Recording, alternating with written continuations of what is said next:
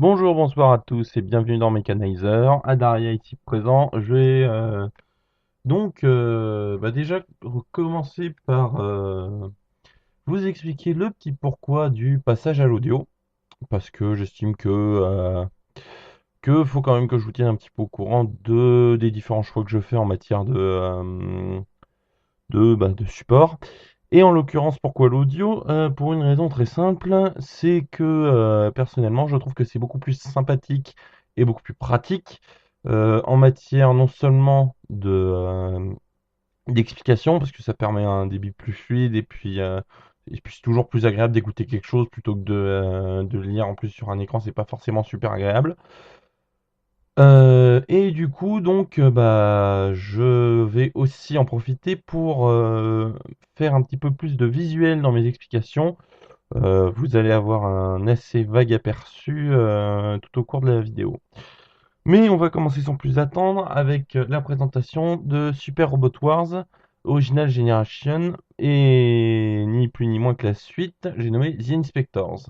Alors il faut savoir que la série est terminée depuis un bout de temps puisqu'elle s'est terminée le 1er avril 2011 après avoir commencé le 1er octobre 2010. Euh, pour le coup, on a donc pareil un format classique 26 épisodes. Euh, et là, pour le coup, là, il y a de la débauche de moyens, dans le sens où on a ni plus ni moins que des grands noms, et ce, à plus ou moins tous les étages. Je m'explique, on a entre autres Obari Masami, qui est un grand nom en termes de mecha et d'animé de mecha au Japon, et des scénaristes assez puissants aussi en termes de renommée. Et on a et pour vous dire, sur le Cara Design, on a ni plus ni moins que 4 dessinateurs. Personnellement, je sais pas si j'ai déjà vu ça dans un autre anime, mais comme ça en jette un peu quand même. Donc ça a été produit par le studio Asahi Productions. Excusez-moi, je m'embrouille. Sinon, quoi d'autre? Eh ben écoutez, ma foi, là, en termes de petite introduction, ma foi, ça m'a pas l'air trop mal. On va faire un petit synopsis, hein. Le synopsis, c'est quoi de ça? Bah, c'est ni plus ni moins que on se retrouve 6 mois après la fin de Divine Wars, la saison précédente, et on a plusieurs choses qui se passent, notamment l'apparition. Déjà, le fait qu'il y a toujours une guerre aux Divine Crusader. Il y a quelques poches de résistance qui restent encore ici et là, et la Fédération s'emploie à les dégommer purement et simplement. En plus de ça, on a certains robots qui aident les Divine Crusader et qui, normalement, ne devraient pas être là. Je pense entre autres au Airblade et aussi l'autre géant aux Zankoto. Bref, le nom m'échappe. Enfin, un des premiers gros mechas qu'on voit, et si je dis pas de bêtises, on le voit même avant le troisième épisode. Donc c'est vous dire s'il apparaît assez tôt. Ensuite, qu'est-ce qu'on a d'autre? En plus, en plus de ça, on a des personnages qui se retrouvent en fait à jouer double jeu, des espèces d'intrigues qui foutent la fédération en rade dans tous les sens. Et histoire, bah, sinon c'est pas drôle, hein, d'en rajouter un coup, on a une organisation, les Shadow Mirror, qui court-circuite carrément en fait la Fed. Je rentrerai pas dans les détails, vous verrez bien ça en regardant l'animé. Et histoire d'en rajouter encore une couche, oui, parce que sinon c'est pas drôle, on a deux ennemis qui se rajoutent dans l'histoire, des entités, alors, alors je sais pas si on peut parler de plans, de dimensions ou d'enfer, c'est un peu spécial, répondant au nom de Heinz, qui se ramènent, qui apparaissent, et qui ont un espèce de lien avec la team ATX. Donc je rappellerai plus tard ce qu'est la team ATX et qui est ce qui la compose. Mais c'est pas le et Mais c'est pas fini, hein, comme toujours. Le troisième adversaire en question, c'est ni plus ni moins que les Inspectors, qui sont en fait des espèces de juges galactiques. Je vois difficilement comment décrire le machin. En gros, c'est simple, dès qu'il y a une civilisation ou une planète qui commence à partir en couille à droite à gauche, bah ils se ramènent et ils remettent les choses au pas. Bon, d'une manière, on va dire, un petit peu exagérée éventuellement. Bah, faut dire que se ramener avec un espèce de canon qui fait la taille de la Lune et qui a un potentiel de destruction supérieur à une dizaine de bombes atomiques, ok, ça calme. Mais quand faut s'en servir, ça laisse quelques dégâts. Bref. Euh, où en étais-je? Bah oui, bah ma foi, du coup, le synopsis étant bouclé, je vais faire un petit point prod parce que je vous avais dit qu'il y avait du grand nom, mais je vous ai pas détaillé ça, et notamment, enfin, je vous ai détaillé ça en deux spies, mais il y a un des character designers sur lequel il faut que je revienne parce que ceux qui me connaissent sauront pourquoi je suis obligé de revenir là-dessus. Mais Ebata Risa, qui est en l'occurrence la cara designeuse de la Team ATX, et bah, faut dire ce qui est, elle a pas perdu la main, et pour une raison très simple, c'est la cara designeuse de Macross Frontier. Oui, c'est ressemblant, hein, tout de suite, on voit bien qu'il y a le même style, la même patte graphique derrière.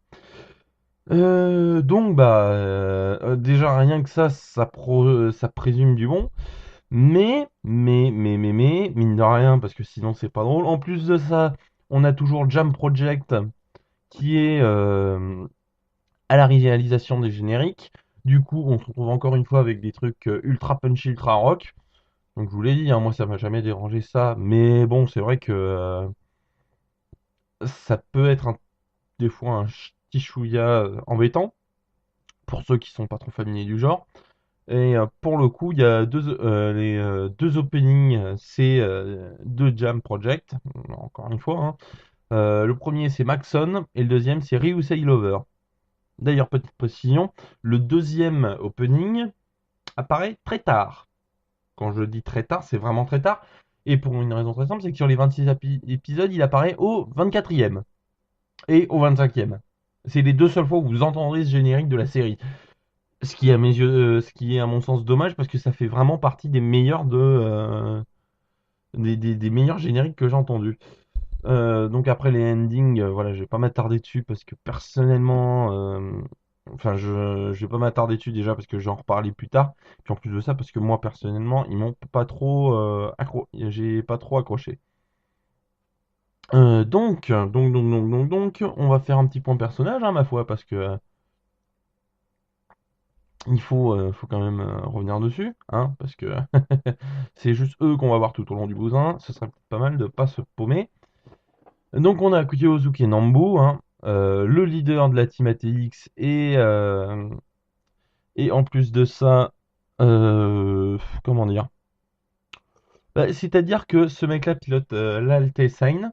Alors je vous prie de m'excuser si j'ai écorché le nom des mechas, mais franchement c'est une merde noire à prononcer leur truc. C'est croisé avec du germanique et du machin, donc du coup c'est pas simple. N'ayant jamais fait d'allemand en plus de ça, ça va pas aider. Enfin bref, c'est le pilote de l'Altesign, ou l'Alt comme il l'appelle tout au long de la série. Et c'est un genre de mec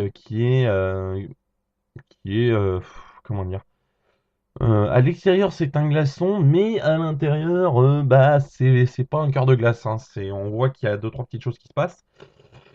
Euh, et euh, et en plus de ça, on se rend compte aussi que il a des fois un goût un chouïa trop prononcé pour les gros coups de tête, les trucs carrément risqués qui ont fondamentalement assez peu de chances de réussite, mais qui font que parce qu'il y va comme un bourrin et avec ses capacités de pilotage, bah ça passe. Et c'est là, on va passer à Excellent Browning. Donc comment dire, je vais pas dire la deuxième, mais presque, dans la Team ATX. C'est simple, autant cette nana, elle a un sang-froid à toute épreuve, c'est-à-dire que même sous des milliards de tirs, enfin, c'est simple, hein, une fois dans la série, on la voit péter une Nurite, je suis en train de dire une bêtise, on la voit péter une Nurite à 2 ou 3 reprises, mais vu la situation, c'est plus que légitime. Bref, donc on a, il faut pas oublier qu'en plus de ça, c'est aussi, elle est aussi amoureuse de Kyosuke Nambu. Même si lui, pour le coup, autant il peut être très bon en stratégie, autant en termes de drague et de relationnel, c'est loin d'être le premier. Euh, Outre le fait qu'elle refuse, alors les traits de caractère d'Excellence, bah déjà, vous lui proposez un verre, vous êtes sûr que là vous en avez pour 3 heures. Enfin, c'est simple, hein, si elle commence, elle s'arrête plus. En plus de ça, elle est du genre à envoyer des pics, alors plus ou moins salaces en fonction des circonstances et plus ou moins orientées aussi. Euh, D'ailleurs, c'est souvent Brooklyn qui en fait l'effet. Quand elle devient sérieuse, elle est carrément redoutable. Ensuite, on a Lamia Lovelace, qui est en fait ni plus ni moins qu'une nouvelle, dans le sens où elle n'apparaissait pas dans Divine Wars. Elle pilote Langek, qui est un espèce de méca aux allures angéliques. Je détaillerai un petit peu plus ça tout à l'heure, je vous mettrai même une petite image pour illustrer une certaine partie de mon truc. Elle se retrouve à rejoindre la Team ATX, je vais pas dire par hasard, mais un peu comme un cheveu sur la soupe. Euh, et pour le coup, elle, c'est vraiment une militaire. Enfin, même Kyosuke Nambu à côté, il fait petit bleu sanguin, etc. Elle, c'est les ordres, c'est les ordres. Et la mission passe avant tout. Ceux qui connaissent Gundam et surtout Gundam Wing verront à quel perso j'ai pensé il y a une seconde. Euh, elle est, euh, Elle est vraiment, alors même si, alors elle est vraiment froide je vais pas dire procédurale parce que quand on est dans un cockpit, je sais pas si on peut parler de procédure, mais ouais, enfin, elle est vraiment dans un trip la mission avant tout et ce qui entrave la mission, ça dégage. Alors même si ça va changer au fur et à mesure de la série, je ne donnerai pas de détails. Vous lisez les commentaires, vous comprendrez pourquoi.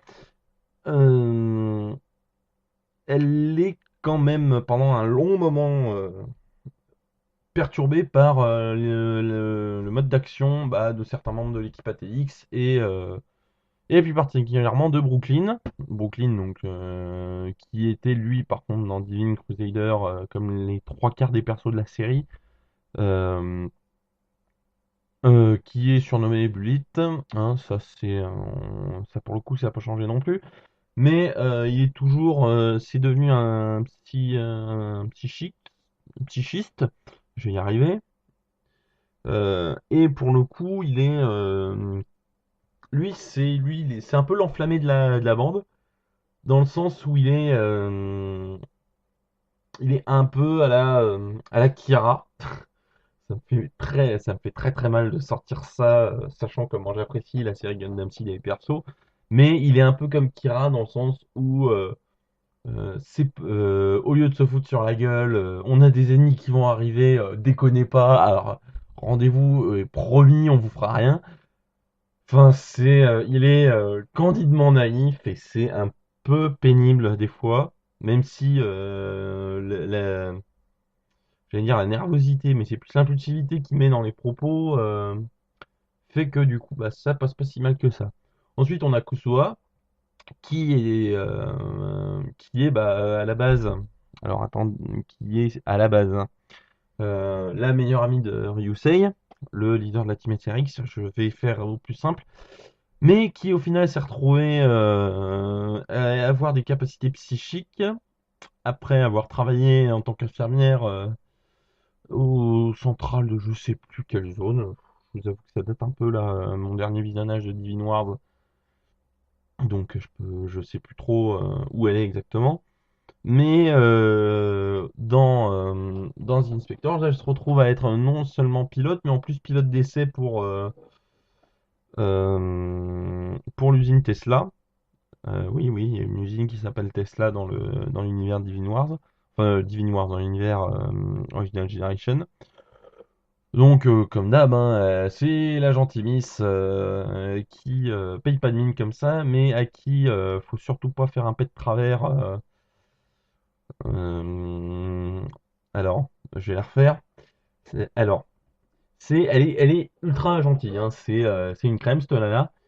Par contre, il y a deux choses.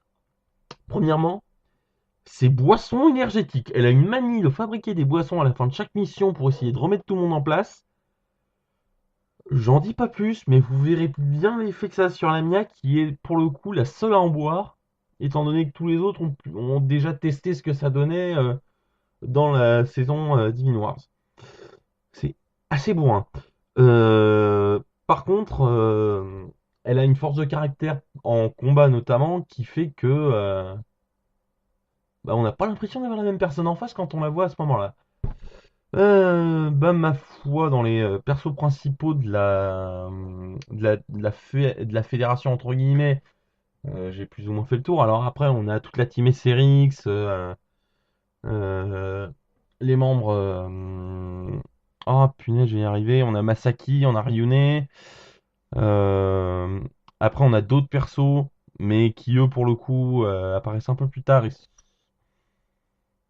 Non, et puis zut, si, je vais en parler, mince. Donc on a Arado et Seola, qui sont deux persos pour le coup qui viennent eux aussi du school, comme la Toonie, et qui bah, font partie de DC au début de la série, et qui bah, au fur et à mesure vont voir pas mal de certitudes tomber et vont faire pas mal de remises en question. D'ailleurs, vous voyez aux images hein, que c'est c'est Ebatariza, excusez-moi, hein, j'ai un peu de mal, que c'est Ebatariza qui a fait le design, hein, parce que elle a une patte qui est bien reconnaissable. Sinon, je crois qu'on a plus ou moins fait le tour. Lamia, ouais. Papalam, papam, papam. Excusez-moi, j'ai un peu de mal, hein. Ouais, bah ouais, on a plus ou moins fait le tour. Au niveau de DC, il y a des persos, mais qui somme toute sont pas si importants que ça. J'en ai encore oublié, hein. Il y a Archibald. Alors lui, c'est plus ou moins, comment dire ça? C'est le capitaine du navire des DC et des Neo DC d'ailleurs, et qui, pour le coup, est d'un sadique mais sans borne. J'admets que j'ai des fois des côtés sadiques.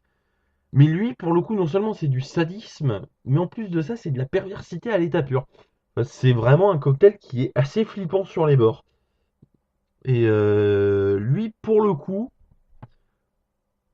on sent qu'il y a un truc. On sent il se trimballe un bon paquet de boulets derrière lui, dans le sens où, à mon avis, il est pas gentiment resté dans le cadre militaire, mais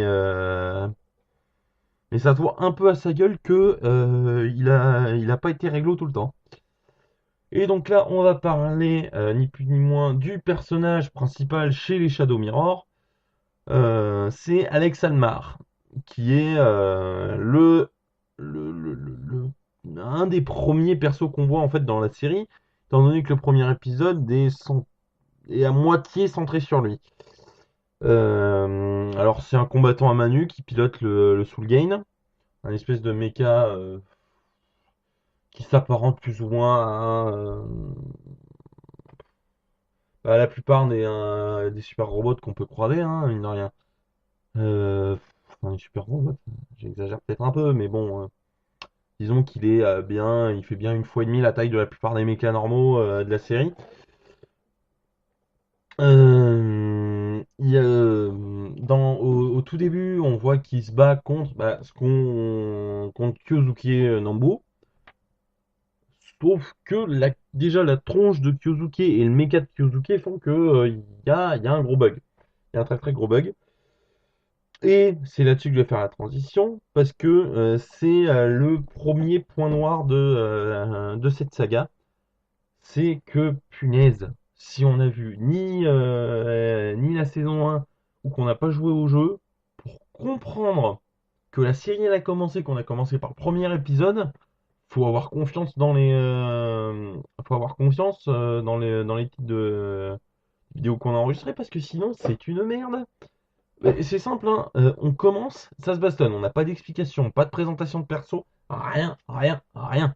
Dès le départ, ça bourrine, ça envoie, ça castagne. Donc bon, après, ok, la série Super Robot Wars est très orientée sur les fans du jeu en lui-même, mais bon, faut dire que quand même, ça déroute un poil. Autre point négatif. Excusez-moi pour le bruit, il y a le micro qui s'est mis à gigoter tout seul. Donc, je disais, j'en étais où? Oui.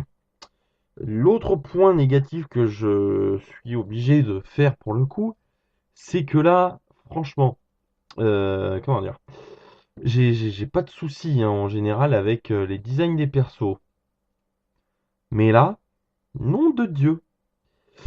C'est simple, ni plus, les trois quarts des persos de la série, on a limite l'impression que ça sort d'un hentai, quoi. C'est où tous les persos, en tout cas, tout ce fait par Ibata Riza, hein, bon, on a bien vu ce que ça donnait avec Cheryl sur Macross Frontier.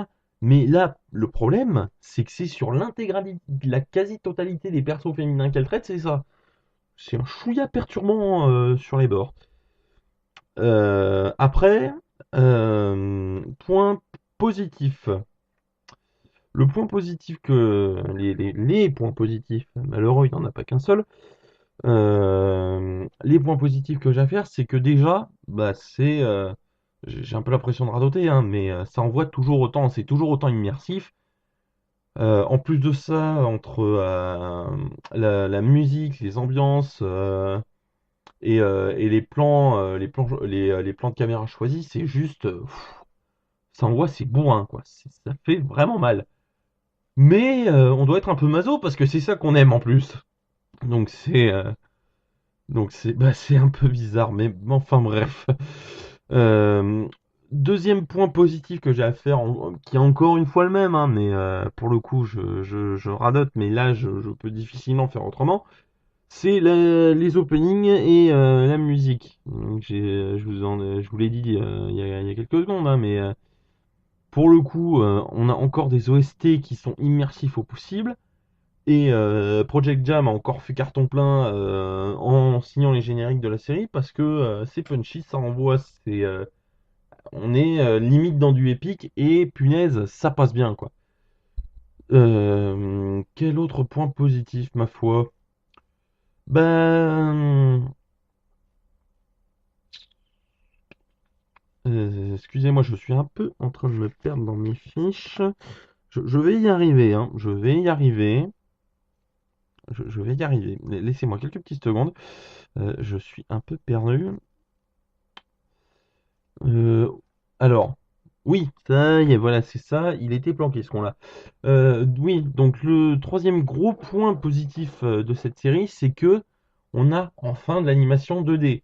Alors même si j'ai mis le côté 3D de Divine Wars comme point positif, c'est alors déjà d'une part parce que ayant fait de la créa 3D, je sais à quel point c'est compliqué c'est compliqué de bien faire ça et qu'en plus de ça faire des animations fluides etc. C'est une sainte crou. C'est le bordel, c'est chiant. Alors il y en a qui y trouvent leur compte, hein. Moi j'ai arrêté d'essayer d'y trouver quoi que ce soit. Mais en plus de ça, c'est vrai que c'était pas pour l'époque en l'occurrence, parce que l'animé datait en l'occurrence de 2009 si j'ai bonne mémoire pour Divine Wars. 2009, on n'avait pas beaucoup de d'animés, excepté du Macross, mais bon, ça ils sont limite coutumiers du fait. Il n'y avait pas beaucoup de séries, on avait vraiment de la 3D et une 3D qui était un tant soit peu correcte. Bon, là, pour le coup, encore une fois, rien à dire en termes de design, hein, que ce soit au niveau design 2D ou 3D, c'est fidèle, ça se respecte. Là, par contre, c'est vrai que, punaise, les animations 2D des mechas ça vous met un petit coup de boost en termes de puissance qui est non négligeable et qui va par exemple, hein, quand on voit l'alt qui va pour littéralement zigouiller sans autre forme de procès un autre méca ennemi et qu'on a un plan où on voit l'alt qui arrive en frontal avec la déformation propre au manga, j'ai envie de dire, et les effets d'animation, bah punaise, c'est pour le coup typiquement le genre de choses qui n'existerait pas en 3D et qui mettent une bonne claque.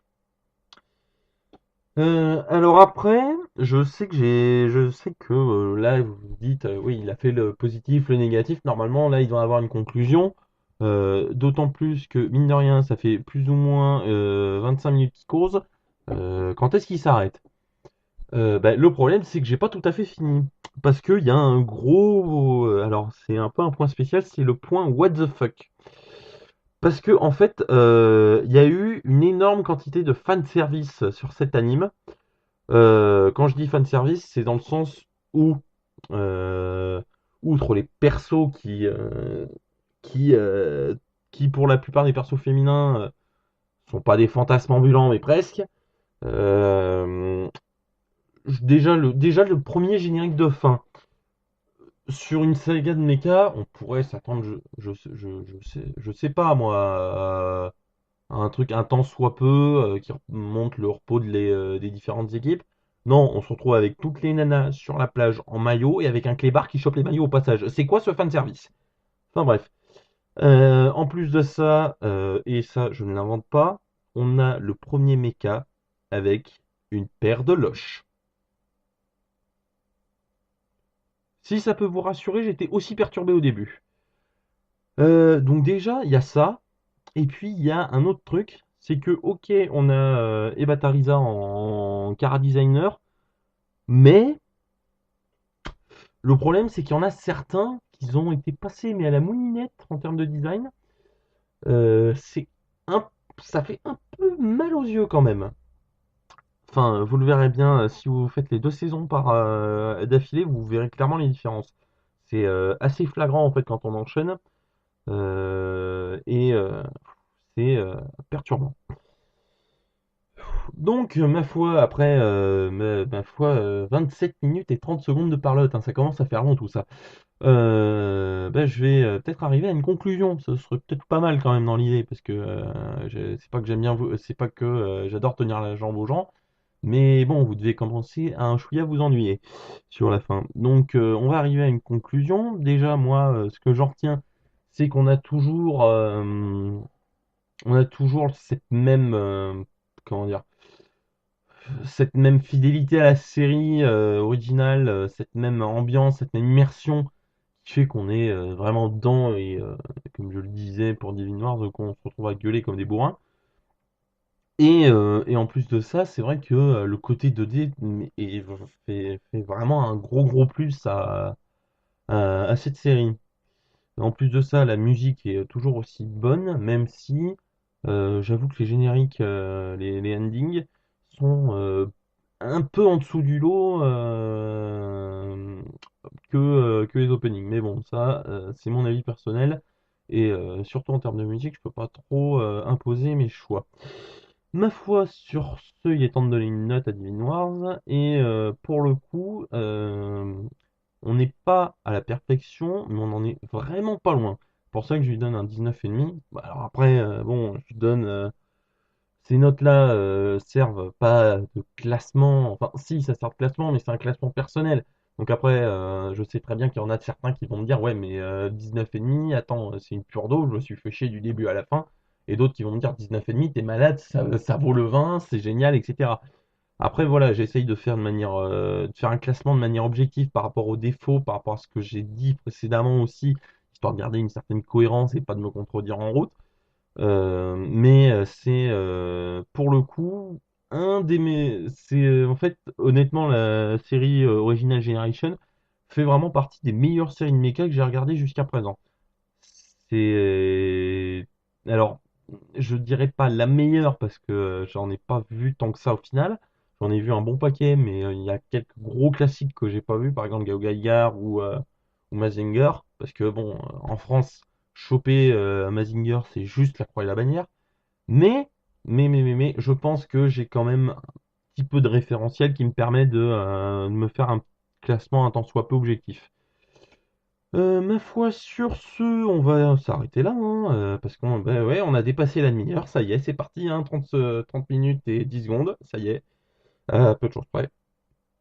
Donc, ma foi, je vous remercie de m'avoir écouté, puis je vous souhaite une bonne soirée, et je vous dis à bientôt pour un autre épisode de Mechanizer. Ciao!